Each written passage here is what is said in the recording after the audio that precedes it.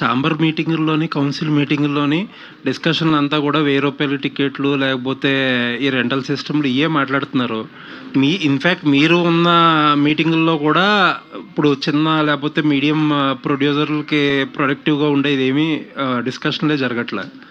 In fact percentage system అనేది వస్తే ఇప్పుడు వీపీఎఫ్‌లో ఎగ్జిబిటర్లు అబ్జర్వ్ చేస్తే అది మీ స్కేల్ ఆఫ్ సినిమాలకి చాలా అడ్వాంటేజ్.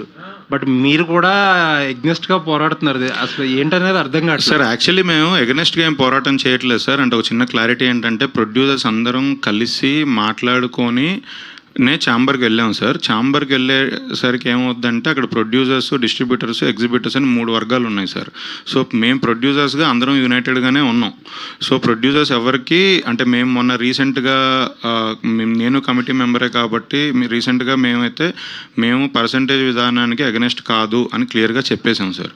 కాకపోతే పర్సంటేజ్ ఎంత, ఇప్పుడు ఏ సినిమాలకి ఎంత ఇస్తున్నారు దగ్గర డిస్కషన్ జరుగుతుంది sir.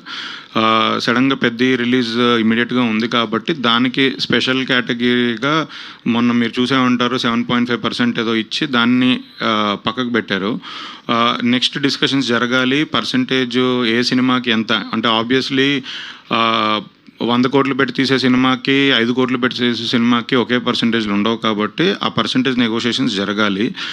At the same time it's not only about the budget, cinema range కూడా. అంటే ఇప్పుడు మేము బేబీ సినిమా తీసాం, baby cinema block buster hit.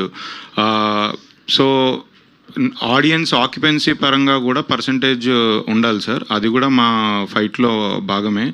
So అది ఏమవుతుందనేది నెక్స్ట్ ఇంకొక 2-3 మీటింగ్స్ జరగాలి. ఆ జరిగితే క్లారిటీ వస్తుంది. బట్ డెఫినెట్లీ చిన్న అండ్ మిడ్ రేంజ్ ప్రొడ్యూసర్స్ తరఫున మాకున్న ప్రాబ్లమ్స్ వేరు. మాకు పర్సంటేజ్ విధానం, ఎందుకంటే మా సినిమాలు హానెస్ట్గా 95% మా సినిమాలన్నీ పర్సంటేజ్లోనే వెళ్తున్నాయి. ఓన్లీ చిన్న సినిమాలు, పెద్ద బ్లాక్ బస్టర్ అయిన సినిమాలు కొన్ని, అందులో కూడా ఓన్లీ ఏ సెంటర్లో కొన్ని చోట్ల రెంటల్స్ పడతాయండి, కింద సెంటర్లు అన్నీ పర్సంటేజే. సో అండ్ టికెట్ రేటు అంటే చిన్న సినిమాలకి నేను హానెస్ట్గా చెప్తున్నా, మాకు టికెట్ రేట్ హైక్లు చిన్న సినిమాలకు కాదు, అది ఓన్లీ పెద్ద సినిమాలకి, పెద్ద రేంజ్ స్టార్ హీరో సినిమాలకే అడుగుతున్నారు.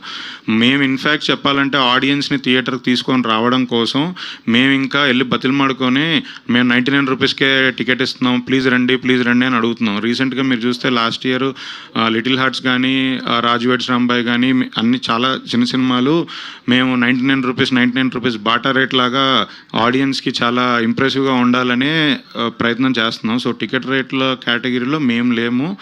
సో అది మాకు డిఫరెన్స్ ఉంది అందులో. బట్ డెఫినెట్లీ వాళ్ళ సినిమా రేంజ్ వేరు, మా సినిమా రేంజ్ వేరండి సార్.